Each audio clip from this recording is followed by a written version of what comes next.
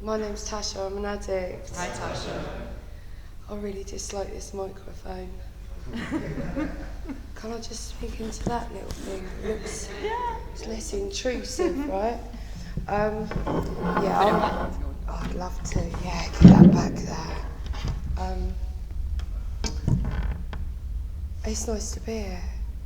It's nice to be here, and thank you for being asked, to do service. And my first thought was, yeah, I'd love to. And then he said 40 minutes. I thought, what? Like 40 minutes? And then on the way here, I said I'm late. And then he said about the first speaker. I thought, it absolutely baffled me. And then I thought, oh, maybe it means 20 minutes. I thought, that's all right. And trying to work out the regime of the meeting. That thing, just turn up. Stop trying to control things. Just turn up. And I am a grateful recovering addict, and I think, I'm just going to say it again, the 40 minutes thing, I just think, how am I going to go on for that long? But all I've got is my experience. All I've got is, my experience of recovery and what that's given me and what that's done for me. And whether it goes on for 10 minutes or 20 minutes, it don't matter. Do you know what I mean? Time ain't a factor. And I suppose I'm saying that just to kind of settle myself a little bit. And it's nice to be here. Thank you for everyone in service, making these meetings possible.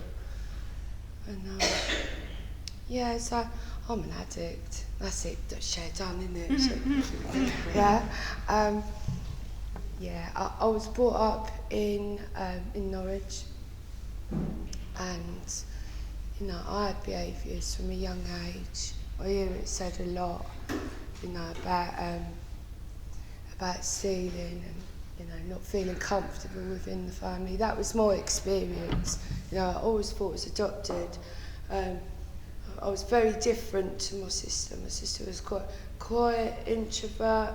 She'd be happy with a book, and I was out playing with the lads, like just up to absolute mischief and chaos. I was brought up in a Christian home, and from a young age was taught right from wrong. So I had morals, and all of that was instilled in me, but I was never happy. That was from young. I always took other kids' stuff.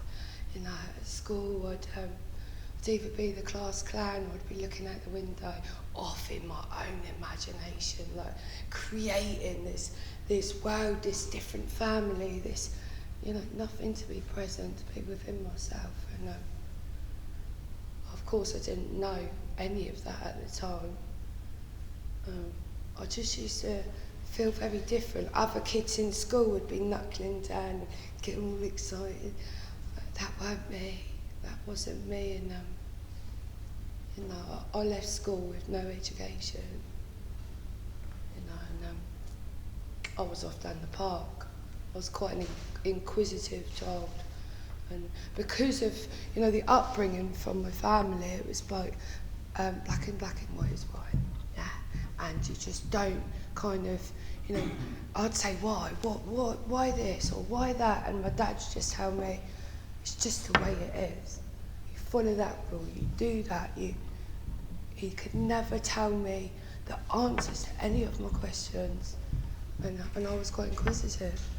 So I used to go out and kind of seek my answers. And what I now know is that my dad didn't have any of those answers. He was not a man of the world. He was brought up as a Christian, went to Bible study, married my mum, and he was job done. That was his, his life was quite small, by choice, by application, whatever. I wanted to know. And so, I started hanging around with older kids. I started, and just kind of finding my own way with stuff. And that separated me further from the family. And within that, I kind of lost myself. And this is before I picked up any hard drugs. This is kind of my process from a young woman, just not kind of knowing where I was going, but just didn't want to follow the crowd, didn't want to fit in, didn't want to. But then, you know, I find that actually all I really wanted to do was fit in, just not knowing that. And so yeah, and so that led to being in the park with the elder lads, drinking, you know, the back of the bike sheds, having a smoke, my first puff of a cigarette, you know, half puking up, going, I'm fine. I won't, I hated it. I still smoke now, years later. You know, just very lost within it. And what happened was my family, they didn't know what to do with me. Things started getting worse, and you know, and what happened was my dad said to me, you either have to study or you have to work. And I didn't really want to do either. I didn't know what to do, but I didn't want to do that. And so it put me on this work and train programme. And it was this end. It was down here. And I remember them packing me off on the train. My suitcase, and back then we had little vanity cases. They've come back in now, I can say that. I had a little vanity case. It was like an old granny one though, right? But packed off on this train, and you know, acting all excited to me family, like, this is an adventure. I remember getting on that train, looking at my suitcase and vanity case, thinking, just feeling really alone, really scared, but couldn't articulate that at the time. Couldn't even know that's how I was feeling. But all that excitement, the adrenaline kind of stopped, and I was there thinking, fuck. But when? And I turned up to this training programme, peeled a few spots and thought, this isn't for me. And so I learned more about the world. That's what happened. And you know, what started off, and that's why I've said a few of the bits, because what started off on a park bench with older lads turned up to, I'm in this city that I do not know, and thinking that I was something I wasn't. I was very young, very naive, and alone. And you know, as we know, with people, I just got scooped up. I got scooped up, and you know, from there, got myself in situations that weren't okay. As a young person, as a woman, you know, as a human being, it wasn't okay. But I was in those situations, and what started off as I thought was a choice, soon, quite quickly ended up I did not have a choice. And what happened was I started using. You know, I started using, and what started off as fun soon turned not to be fun. And then from there, I'm just going to rattle through this, because this was my using. Once I went inside, I was just a revolving door. That was it. It's not glamorous. It was fucking shit. I didn't have anyone, you know, I didn't use around my family. They didn't know whether I was dead or alive. I used to get a phone call. Oh, we found someone who fits their description from London, and they pop down, you know, and view this body that wasn't me. That's the reality. You know, they didn't know where I was, and I didn't know any of that, of course, until I got clean. So I went to prison. I got my habit in jail. You know, anyone that's been to jail to get your habit, that's rough, right? That's where I got my habit from, and it's really sad. But I went inside, I come out, I'd use, I'd steal, started off light. Next thing you know, Bedford High Street, running down the High Street with a rack from JD Sports. Fuck's sake, I couldn't run either, could not run. And you know, that was my using, and you know, within that, I lost my dignity. I lost my soul. It's quite dark and desperate. And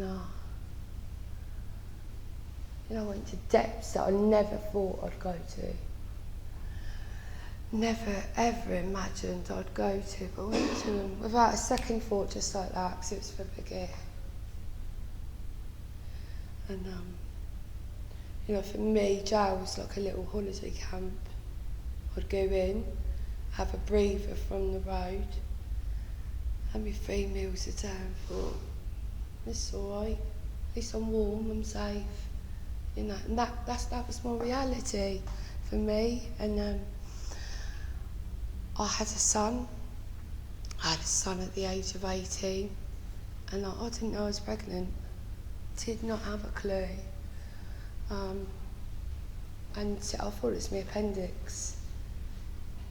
And I phoned the ambulance, and they came prepared for a woman with trouble with her appendix. And I ended up having him on the doorstep of what I called home, which was a crack house. That's what I called home, yeah, that's all I knew. Doors down it, you know how it is, right? Had him on the doorstep. You know, it traumatic. He survived. I could not stop using. That's my reality. I could not stop.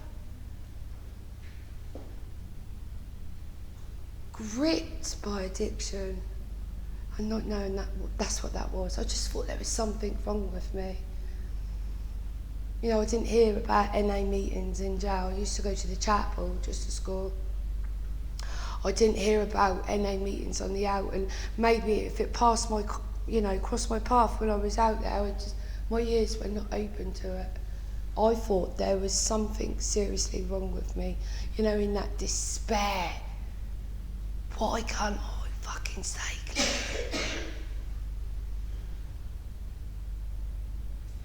And so scared, thinking if I actually told people what went through my head and where I was at, that they'd just take him. So I thought, just fight and just cover it all up and just fight and do your best. And with all good intentions, I couldn't turn up to contact, I couldn't turn up for court hearings, and just couldn't, I was so busy using. It took over everything. I had no spare time. With all good intentions, I think that's at 2 o'clock, I'm going to get there. And in the end, I lost him. He got adopted, and it just gave me free rein. You know, for years, this is my cycle now. I just thought, yeah, very, very simply, I thought, this is it. You've tried every which way. You have tried different locations. You've been different prisons. You've tried it. Different fella. You've tried the whole fucking lot. Different, I'll just do a bit of this and not that. I'll just try to manage and control it. I just thought, this is it. Buck her up and get on with it, because this is your lot now. Make the most of it. And that's where I was at, but I still didn't want to. I didn't, you know, when they say using against your will, that was me. And to fluff through it, that was years, yeah. Come back to, I got a call to say the family know, like, that was my sister. I had a little bit of contact with her, and I used to meet her in a lunch hour. She'd be sat there by the river eating her sarnies, and I'd be there with a pipe. That was the relationship that we had. And she said she's going down to visit family, and Grandma will pay for me ticket until I want to go. I said, yeah. I turned up 2 weeks late. I turned up 2 weeks late, and family were all pleased to see me. It was a shock. That was like a snippet of like being around people, not recognising them, not knowing who they are, but them just like welcoming me into the family. Like I'd only been gone a week. It was all fucking strange. My family's very fucked up, by the way, as well. And what happened within that is my mum and an NA member give me an intervention. And you know, when this lady was sat in front of me, what happened was she just gave me that little bit of hope and made me contemplate, actually, I ain't got nothing to lose if I stay. And there's a lot more within that, but that was my first real surrender. I went back to my mum's. I cut up my train ticket. All bullshit, like, yeah, I'm gonna stay. I'm gonna give it a go. Really, I was so scared. So scared, feeling really fragile. Because not only had I tried to stop previously, but doing it around the family, I thought, what if I fail? You know, the expectation and the pressure on me from them, what if I fail? And I went to an NA meeting, done a detox from one of the substances, and I went to an NA meeting, and I just remember feeling deflated, like all the air, all the energy, all that. It wasn't just a visit. All right, you know, the detox was rough, but it was like my spirit. Like I was just done. I was done without knowing I was done, and I was scared, and I was quite feeling alone. Yet within all this family, and I'll come to this meeting. There's loads of people. I didn't have a fucking clue. I stayed. I dropped the bravado and I stayed. Did I listen? Probably not for the first 6 months. You know, I was still, I'd hear people sharing, I couldn't wait till the newcomers' time. I just opened my mouth.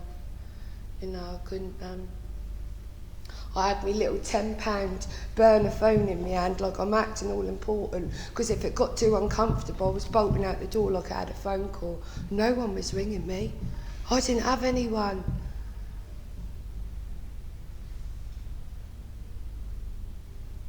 You know, I shared for my life in these meetings.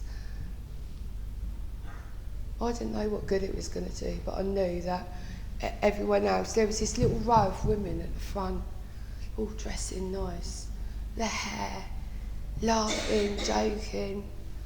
What the fuck are they laughing about? I'm writ off over it. I got it. They'd sat in them chairs together and started recovering together. They'd built up relationships together. And that's why they were fucking laughing, because they had hope in their life. I didn't have anywhere else to go. I'd sit in meetings and I got this flat screen TV. That was a fucking shit. You know, it was all lies. I didn't have nothing. My mum had to take me underwear shopping. I didn't have fuck all. But I come in the meetings and I stayed, and I fucking got clean. I could not get a day. Couldn't get a day, and I managed to get clean, and I stay clean. Yeah, and I still stay clean today. You know, for anyone who's relapsed and walked back through that door, fucking hell, take my hat off to you. The courage and strength to be able, it just blows me away when people do that. Absolutely blows me away. Because I know where using took me.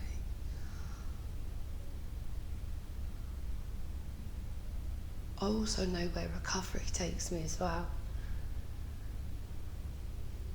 You know, when they say put as much effort into your using as your recovery, I've fucking done that. I was at every meeting, I was always sharing. I didn't care if I interrupted anyone either. I thought, I'm fucking important here. I fucking learned my seat. And they said about service, and I stayed, I've done service, and I continue to do service today. You know, I'm going to say actually, so my day today, I've just met a friend, I'll call him a friend. You know, I've seen him get clean in the rooms. A friend in my little town in Petersfield. I'll give it a little mention, right? Thursday, 7 o'clock. We just set up this new meeting. It's a proper little town, like, proper little town.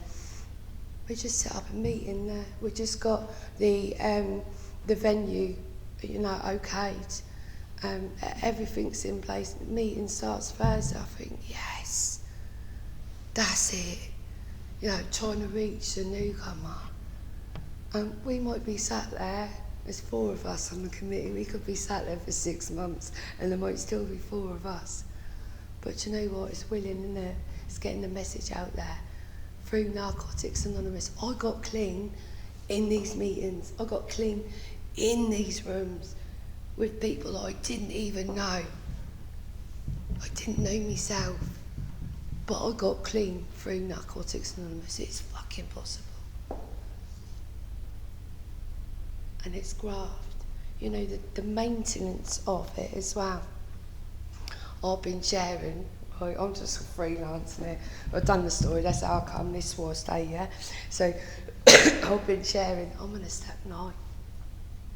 Keep sharing about it in my head, thinking that will help me when writing, yeah? So I says to me, mate, I'm on my step 9. She says, well, you're not really, though, are you? What? Because you're not really, you're not writing, you're still on your 8. For fuck's sake, she's right. If I'm not writing, if I'm not practicing, if I'm not doing this stuff, I'm staying still. I do not want to stay still. I want to keep growing and evolving and keep, you know, when it says about, I'm not a literature, you know, like, but it says somewhere in our beautiful bit of literature, it says about, you know, oh, fucking forgot now. It says a lot of things. Oh, I've forgotten it. Yeah, that's it. More will be revealed. And I believe in that. For me, it's not complete the 12 steps and I'm done, yeah? Because I'm still fucking mental. You know, I wouldn't say I've got mental health. You know, I know that I can manage, I don't need to take medication, but my thinking is off the fucking charts. I can do a meeting, think, oh, that was brilliant, good meeting, yeah? 10 minutes later, the head goes. I think, for fuck's sake. You know, I have to keep applying this stuff to my life.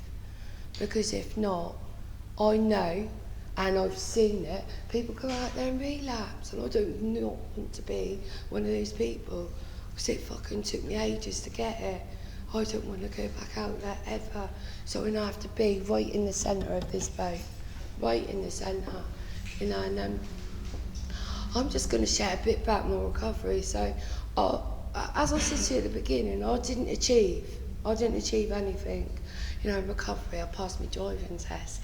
And I remember seeing a woman at a meeting, she had this little Ford Focus, yeah? But to me, I thought, I'm never going to have that. This little grey Ford Focus. I thought, that's lovely for her, but it's not going to happen for me. I had no self-worth. My esteem was fucked. I had nothing. And what happened was, slowly but surely, I managed to acquire this stuff as well. You know, pass the driving test, get me passport. I remember selling me passport for a school. Fuck's sake. Going on holiday, having experiences. You know, it weren't just for the other people. What happened then is I started to realise I can be just like them. I can acquire that stuff. I can achieve and I can gain. So I'd done it all, the education, the career, the car, you know, I started to acquire things. And when they say the outside stuff isn't what counts, actually for me it was. I've lived most of my life with fuck all. For me, getting a car, just a fucking proud moment. Achieving, doing qualifications, a really proud moment for me. Being able to be part of society. I live in a little, a little village off the town. It's fucking small, but everyone knows everyone's business. In the summer, I pull into my lane, I hear the lawnmowers go, people are out cleaning their windows, yeah, everyone's out washing their car. I think, fucking hell, I'm part of this. None of them know. I'm just like them. Clock in the neighbour's bin, thinking, oh, it's bin day, put me bin out, yeah? Being part of society and just, I used to just, on the floor, my head on the floor, channeled, going, next. Today I'm part of, you know, and be able to take stock of my surroundings.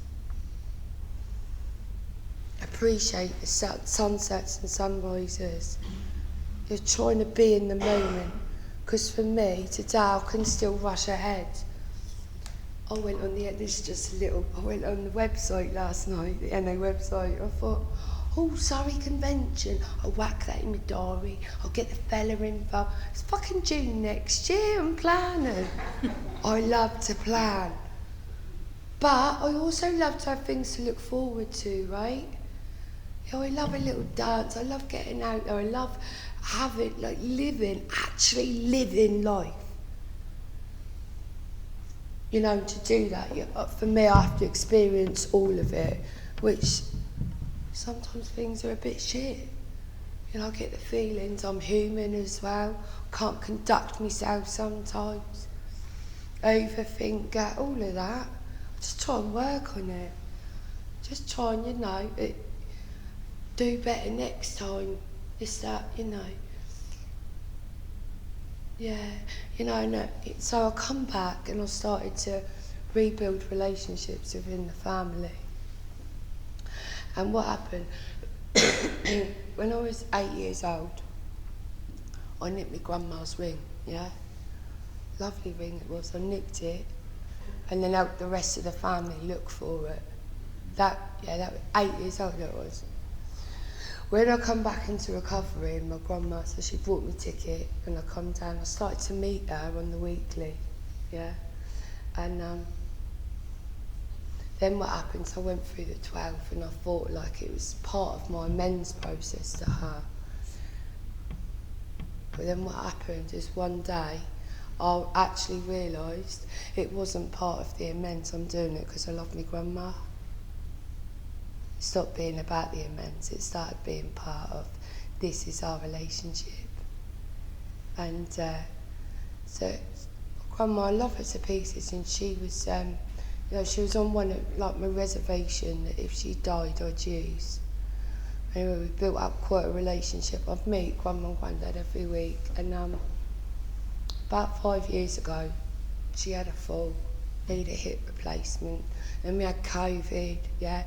So slowly but surely, the knocks had been happening, wrong medication. Anyway, it brought the dementia on. And then she went into a home, and still I continued to see her. When she's in hospital, I turned up, I was present. I just continued to be in that relationship. And I remember one time I come away from the hospital just in absolute tears, just at the situation. She looked like she didn't recognise me. It's just really difficult.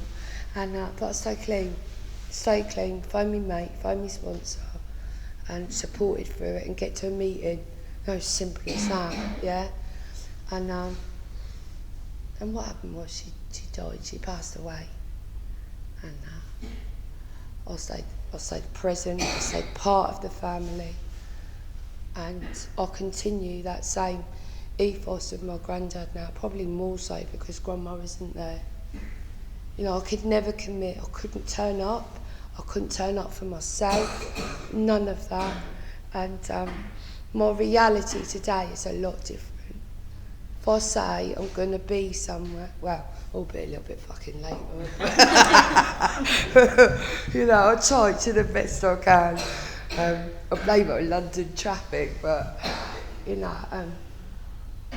I'm committed and I'm part of that process, and before I was used, I never had friends. I never knew what real friendship was. And when I come into the rooms, I got my sponsor, and that's where I really learned about relationships. That's where I learned about trust. I was one of these that come in and go, I don't trust no one. Probably because I didn't trust myself. I didn't really know what it meant. My sponsor taught me how to trust, how to open up and be held, be supported, be loved, be cared for. The consistency that she's shown me. Sometimes I'll go to her, I'll just vomit all over her with this big old step 4. We weren't even on step 4, but she was having it. You know, and then leave again. I said, thanks, feel better now. Now I know what a relationship is, and you know how to meet with her, and not thank you, and not just absorb and take from her, but you know, being able to listen as well. I couldn't listen. It's been a beautiful, beautiful process, and still today, you know, I've got a bit of time under me belt, but still today, you know, I have some stuff go on. I'll message her, can we have an extra call in, please? You know, because for me, I am not in any way immune to this. I can go and be of service in a women's meeting. I can, you know, I was just part of Region. And for me, being part of Region and being part of my own group, I love my own group. Regions of service where I can learn and absorb. My home group is where I give to the newcomer. That right there is something special. Being readily available, you know, for the women. My heart is with the women. Because I just remember being that female, quite vulnerable and raw. And yeah, you know.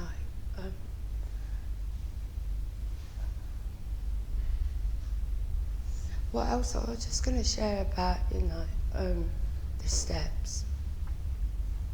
For me, I didn't, like I said, I didn't trust. I didn't really have anyone I could trust or depend on.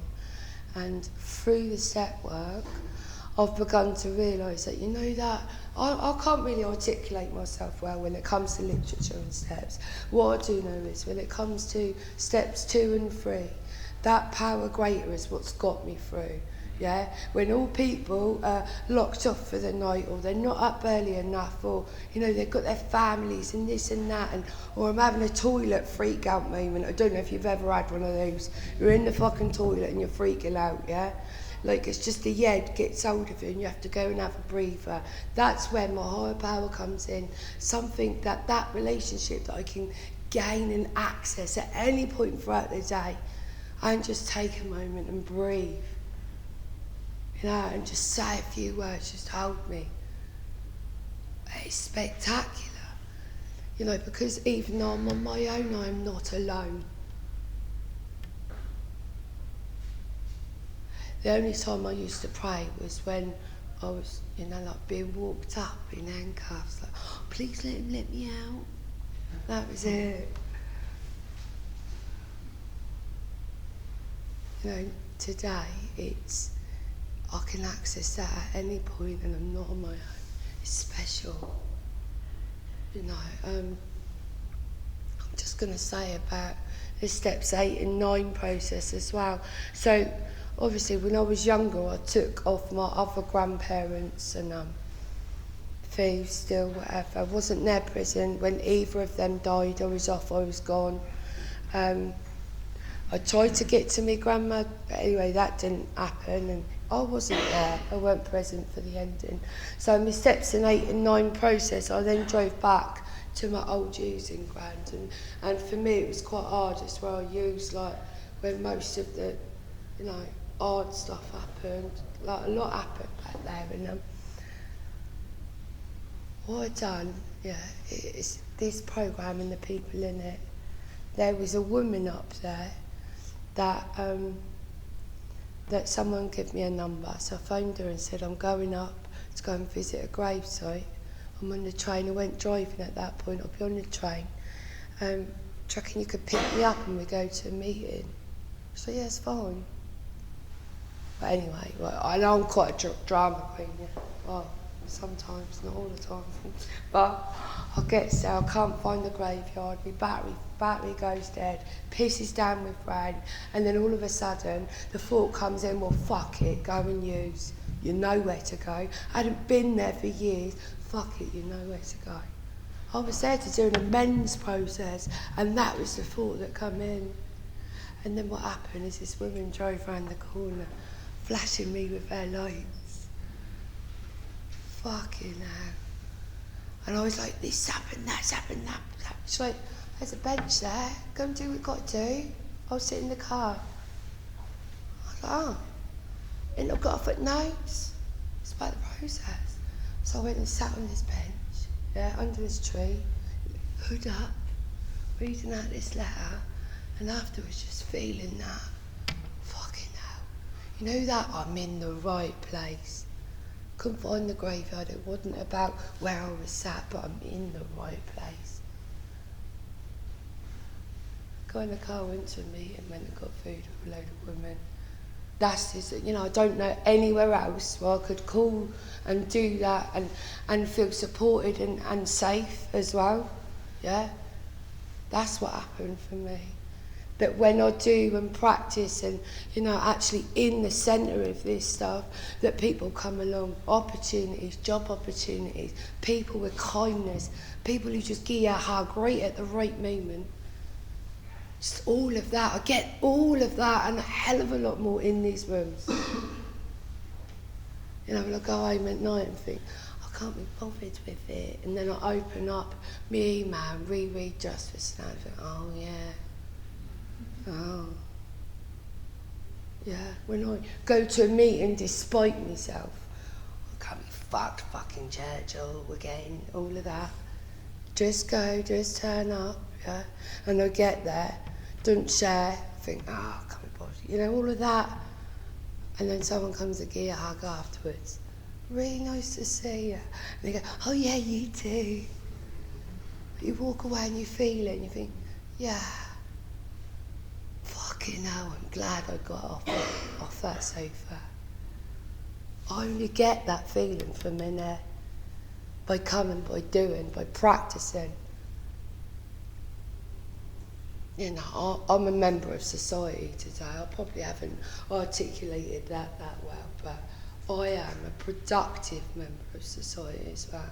I'll get up, I turn up, I'll go, oh, you know, I'll go to work and I try to leave someone better than I found them. I don't mean buying you a coat, I'm not rich, but you know that little bit of goodness that you can share for fucking free. Whether it's just a kindness to a colleague or it's a little something to an LA member, whatever it is. And then at times when I feel I've got nothing to give, and I find my mates just can't, let's go meeting. We go, get this little fucking sausage roll beforehand, get to the meeting, and we're part of, and I feel a little bit more connected. I've never felt that in my life, never. You know, and this fellowship, this programme, take the fellowship with me. I love a road trip, I'll go Scotland, Wales, love a waterfall, a bit of conventional waterfalling, I'm sweet, yeah. I love it. I love getting out there. I love experiencing life. I love cows. I'm the sort of person on a road trip that go, oh, it's a cow. That's me. Yeah. But I will absorb, yeah, and try to live life today. Because I'm an addict and I know if I'm not doing this stuff, I'm contemplating using. I don't want to be contemplating using. I don't want that because I know that clouds my spirit. I need my spirit free today. I've got enough shit going on in there. You know, and this programme gains me that freedom, gains me the ability to be present in relationships, turn up for work when I don't want to. You know, I couldn't get a day clean. That's where I was. Could not get a day clean, and today I can. You know, I have. I gained it, and I gained so much more. And all I done was just turn up. Turn up and I gained. And I was so wrapped up on time. It's 39 minutes, 8 seconds. What about that, eh? No? I think so.